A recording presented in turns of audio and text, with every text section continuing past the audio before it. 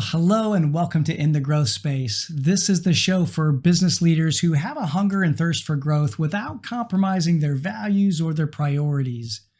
I'm your host, David McGlennen, and I am really glad to have you here today listening in.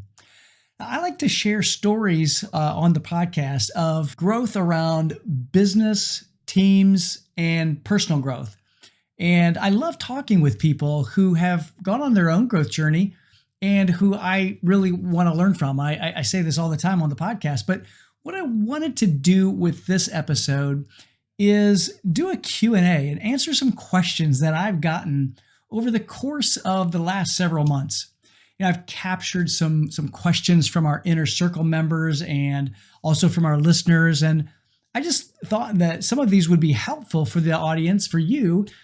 So here we go. So the first question: how did you or why did you name your podcast In the Growth Space? So I do this teaching in my Emerging Leader Inner Circle group about the comfort zone and the terror barrier.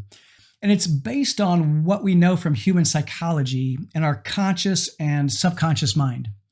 Now, our subconscious mind gets programmed from very early in our lives, and the ideas and concepts and beliefs are stored there that we have of ourselves. And that's our comfort zone. It's the ideas that the subconscious mind has grabbed a hold of and believed to be true. And it creates then what we call our comfort zone. So when we entertain an idea or get into a situation that doesn't match our programming, we get outside of our comfort zone. That leads us then to bumping up against what is known as the terror barrier. And it's this invisible but very real barrier that says to us, hey, we've never been here before, and this is really uncomfortable. And it is precisely in that growth space, or in that space, where growth really happens. And that is if we're able to break through the terror barrier. And I love that space. I love that space of learning and discomfort. And I know it's probably a sickness, but that place where we're entertaining new ideas or thoughts that we've never had before, we've never heard before, that help us to grow. So one of the things that's core to who I am is that hunger for growth. I enjoy learning, and I enjoy learning new things from people and expanding my mind with other perspectives. And that's why I've titled the show In the Growth Space, because I wanted to share things. I wanted to share thoughts and ideas that help leaders like you grow their companies and grow their teams and, quite frankly, grow themselves. So this next question is, who has been your favorite guest? So this is an interesting question, and it's really like asking, who's your favorite kid?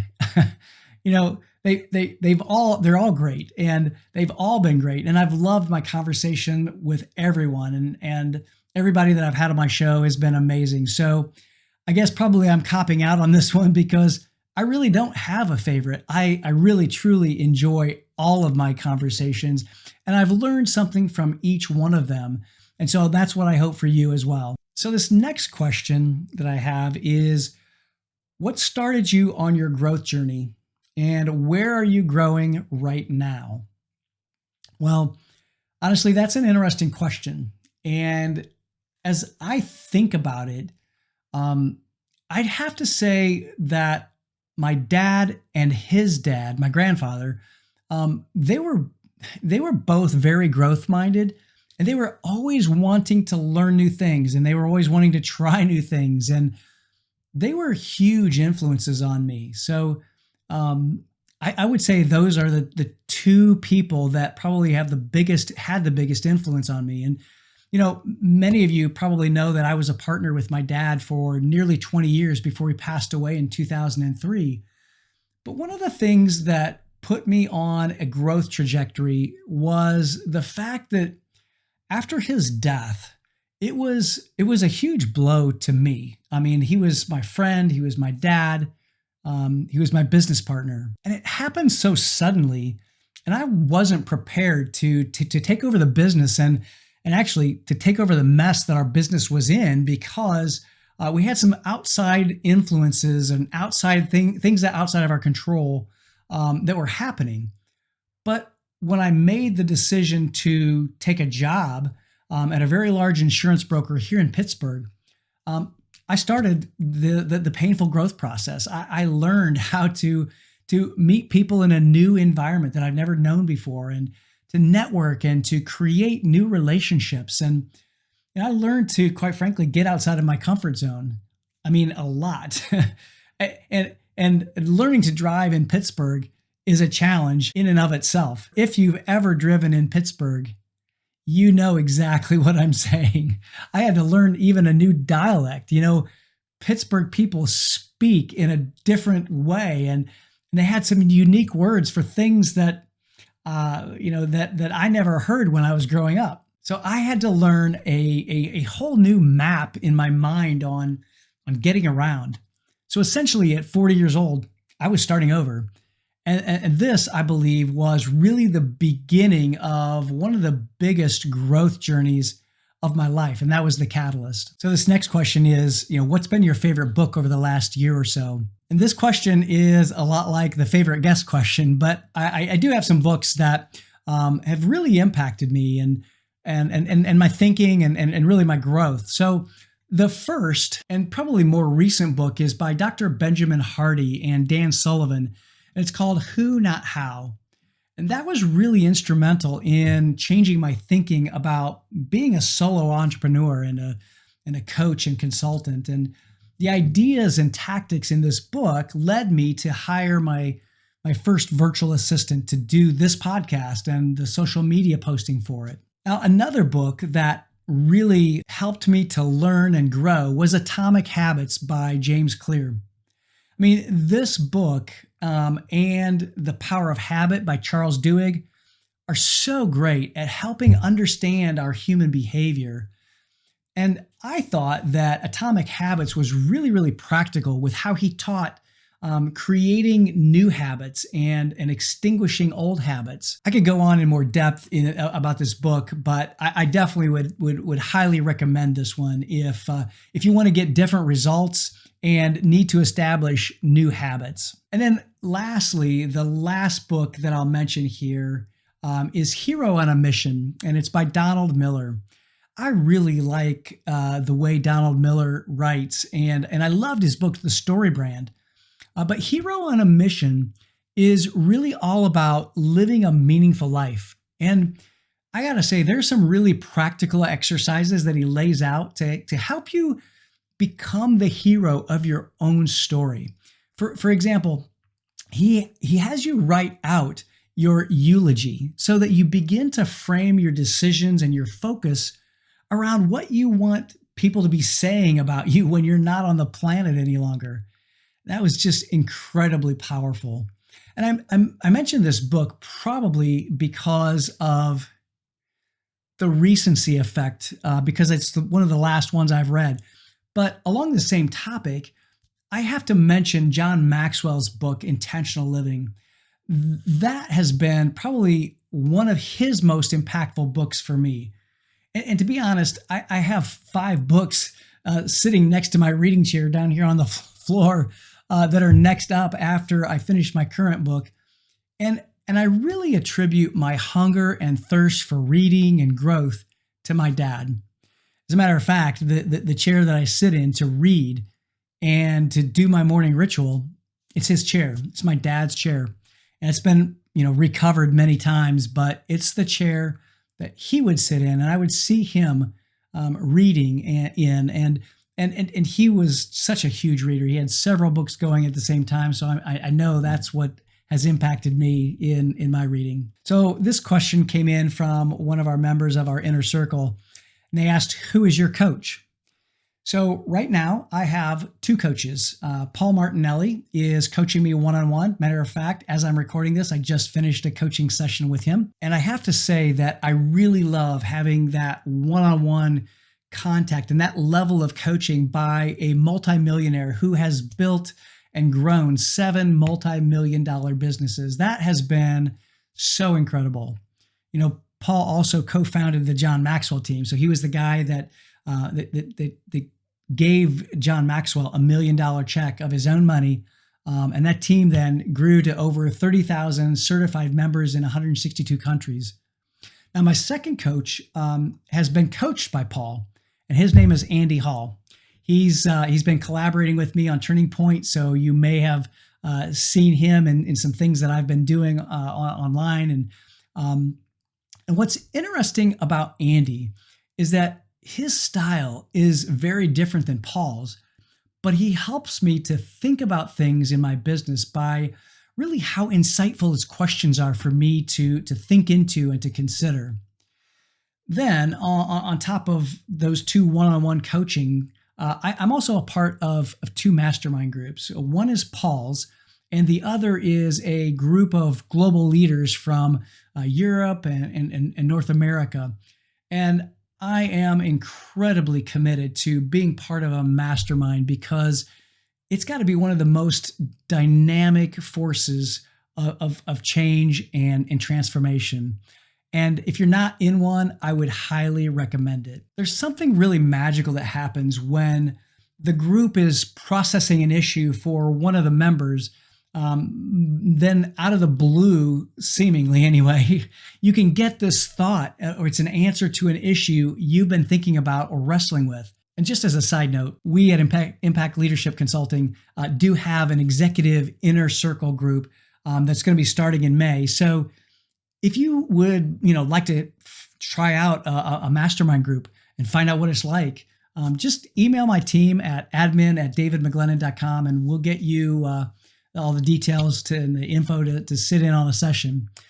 We also have groups available for emerging leaders, so people who are maybe new to people leadership and they're growing and advancing in their leadership. And both of those groups are really great opportunities for growth. So this next question comes from someone who is in the business world.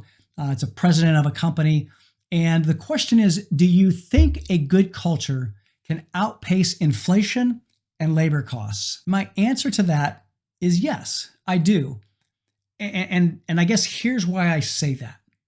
Now, when I work with my clients around culture and creating a culture that drives high performance and results, I use a model and a framework that begins with defining behaviors that lead to the company's success.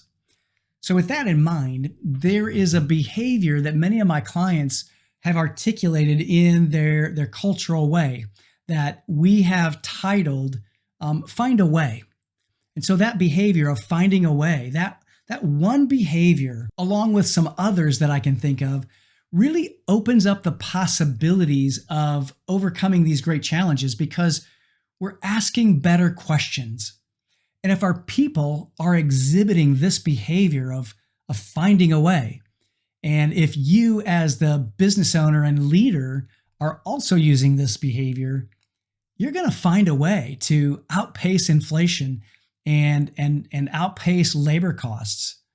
Now, along those lines, and in the spirit of asking good questions around finding a way, one question that I'd recommend asking is, what's something that we could do to overcome inflation and labor costs? What could we do? Or what's something that we haven't tried yet?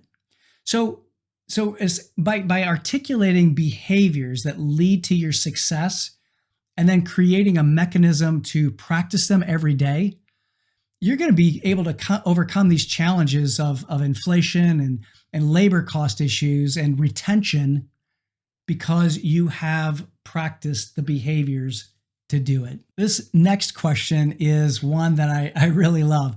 What rituals do you see successful entrepreneurs doing daily to help them reach their goals? And this is actually from a couple of clients of mine. So I think that when we start out our day right, it sets us up for success. So having a morning ritual that focuses on your own personal growth and development, I think is probably one of the best rituals and one that I see many successful entrepreneurs practicing.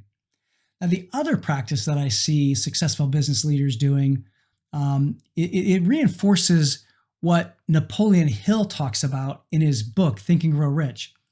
they make decisions very, very quickly and are slow to change those decisions, if at all. It's kind of a quote or a paraphrase from his book. But they decide. They decide. That word, by itself means to cut off other options. Now, if you think about the root of this word, side, C-I-D-E, it's the same root as like in homicide or pesticide or germicide. So it means to kill or to cut off. So making decisions and the art of deciding is another great daily practice that helps successful entrepreneurs reach their goals. Now, this question is from one of my emerging leaders, and the question is, how do you define success versus how your parents' generation defined success? Now, this is a great question because I think it gets to some really interesting topics. The world has changed so dramatically since my parents' generation grew up, and really even since I've grown up. My thinking was shaped by industrial era concepts, and my approach to business was taught to me by people in an era of, wearing a suit and tie and then going to the office every day. I don't have a suit and tie on today, as you can see. I am in my office, however. But it was an era of getting to the office and starting work at 8 a.m. and quitting at 5 or 6 p.m. That just isn't the world that we live in today. So my definitions have had to adapt. So my definition of success has had to adapt. And it's my definition really is one that I borrow from one of my mentors. And that definition really is that success to me is being loved and respected by the people who are closest to me. Because if I'm loved and respected by those closest to me, I'm successful. So this next question really is how do you grow your network and build long-term relationships? And this is one of my favorites, actually, because growing my network and building relationships is really one of those things that I think I'm an unconscious competent in. I like meeting new people, and it comes somewhat naturally to me. So I tend to do it without giving too much thinking about it. However, I would say that I like to ask a question of people that I got from John Maxwell, and that question is, who do you know that I should know? And once I ask that question, I ask then if I could be introduced to that person, because that just helps me to build my network. And in this era of Zoom meetings, the reality is that we can meet people from all over the world in a matter of instant. And one of my good friends is Andy Hall over in England, as we talked about in one of the other questions. And he's introduced me to people in England, in Poland, in Canada, and even here in the US. And so building relationships really is all about being interested and curious about other people. I love asking lots of questions about, people and things that interest them. And that just shows that I'm trying to pay attention to them and what their world is all about. And I do pay attention, and I'm interested in them and the things that they're interested in. And I think that when I'm genuinely interested in someone that I'm meeting, I can create a connection. And then the best way to build that relationship is really a word spelled T-I-M-E. Take the time to be with them. Have conversations. At the end of the day, that's what builds great relationships. Time and spending time with them. So this next question is, what's your favorite thing to do when you're not working? Well, I guess if you don't know me by now, I do love working out. I get recharged and energized by moving my body and sweating.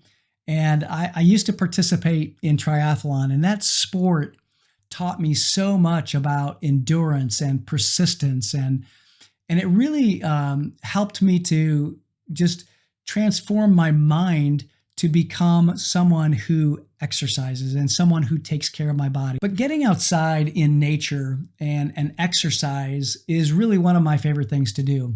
And ironically, it's where I get a lot of my good ideas for my business too. So here is the last question. The last question is, how do you stay in the growth space and stay outside of your comfort zone? So one of the best things that I do is I like to try new things. I have an idea and I attempt new things. One of the things that you've heard me here on the podcast is I had this idea to be on the stage with Paul Martinelli and taking people through the Turning Point Retreat, because it's been so transformational, not only for me, but I know for others as well. And so that idea then sparked an action. I actually reached out to Andy Hall and I asked him if he thought Paul would do something like that.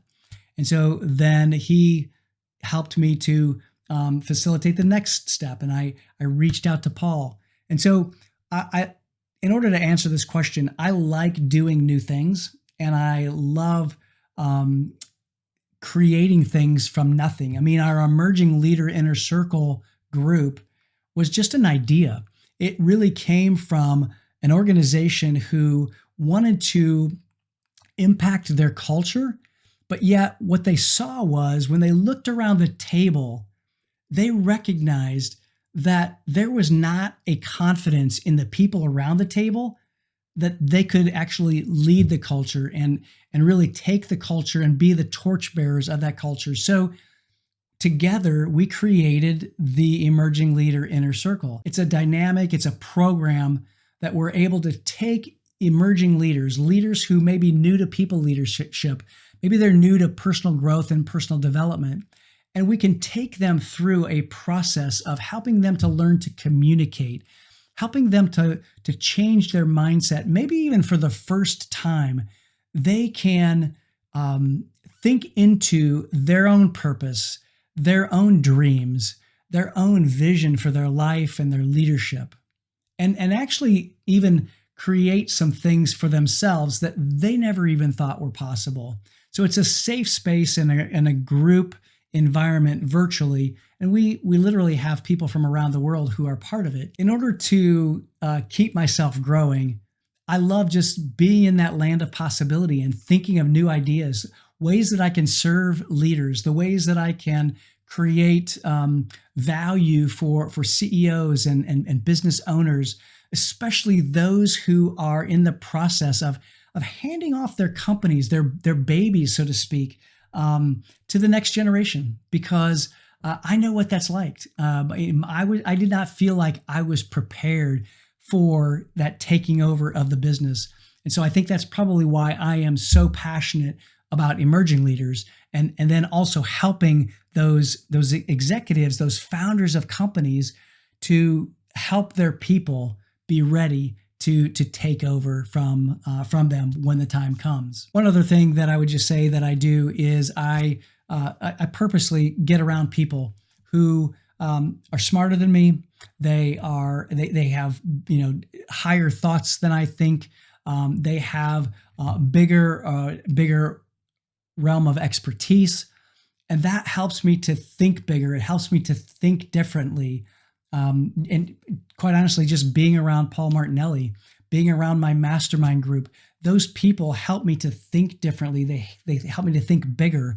And so I love being around people who have a much larger vision than I can get on my own. So being around other people that are, like-minded in the way that I value the things that I value, but also think beyond where I think right now. So that's how I keep myself in the growth space. So I really do hope that this episode was beneficial for you. I thought this might be a great way for you to hear some of my thinking and hear some of the questions that I get from members in my community, members in the Inner Circle membership, and also some of the listeners like you. So one last thing that I'll mention here, we probably in the near future, maybe in the next week or so, we actually might take a short sabbatical, because speaking of staying in the growth space, I've got some ideas and thoughts on how to transition or transform or up level the podcast. And so I'm thinking into those right now. And as I'm recording this, I'm getting ready to really take people through a transformational journey at Turning Point. So that is one thing I know that is going to take a lot of my time over the course of the next week to 10 days. So we actually may take a sabbatical and close out this season of the podcast, and then start it up with some new interviews and some new people that we want to learn from and grow from. So we're still in that deciding phase at this moment. So stay tuned. Make sure you subscribe. Make sure you not only subscribe, but do me a favor. Just scroll to the bottom, give me a 5-star rating, and review the podcast. I would really appreciate it, because that will help us to reach more leaders as well. So, hey, thanks for joining me again today on In the Growth Space. I hope this has been helpful for you. Until next time, stay in that growth space and be well.